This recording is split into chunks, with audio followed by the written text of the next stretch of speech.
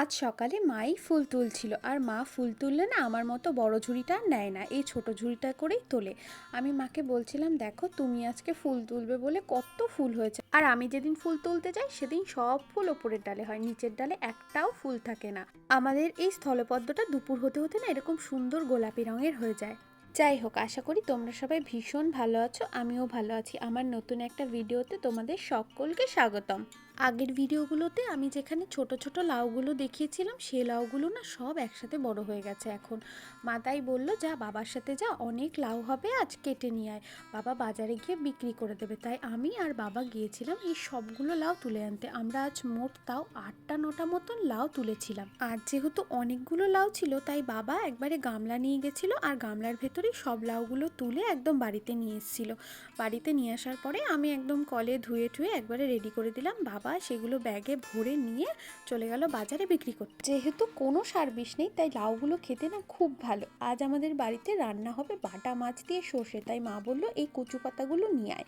আর এই কচু পাতা দিয়ে খেতে না ভীষণ ভালো লাগে। আবার মা আমাকে পাঠিয়েছিল মাঠে এই শাকগুলো তোলার জন্য। এইগুলো না ভাজা খেতে ভীষণ ভালো, তার সাথে আমি কিছু এই শাকও পেয়েছিলাম। এটার নাম হচ্ছে সেচি শাক, খেতে খুবই ভালো। এরকম কচি কচি ডগা ছিললে আরোই ভালো লাগবে। আসলে এই শাকটার নাম আমি ঠিক জানি না, তবে আমাদের এখানে বলে এই শাকটার নাম হচ্ছে বৌটুকানি শাক। আচ্ছা, তোমরা কি এই শাকটার ঠিকঠাক নাম জানো? তাহলে আমাকে জানাতেই পারো। বাড়িতে গিয়ে মাকে শাকটা ধুয়ে দেওয়ার পরে মা বললো, রুটি আর তরকারি করছি, ওটা খেয়ে নে।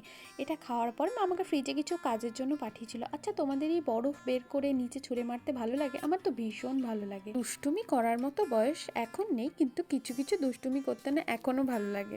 আজ বিকেলবেলা ঠিক এরকম একটা ওয়েদার হয়েছিল, একদম আকাশে কালো মেঘ, চারিদিকে এত হাওয়া দিচ্ছিল। আমরা যখন ছোট ছিলাম তখন এরকম ওয়েদার হলে না আমরা সোজা মাঠে চলে যেতাম, আর গলায় একটা গামছা বেঁধে এদিক ওদিক ঘুরে বেড়াতাম, নিজেদেরকে সুপার হিরো সুপার উম্যান এসব মনে করতাম, দিয়ে ঘুরে বেড়াতাম।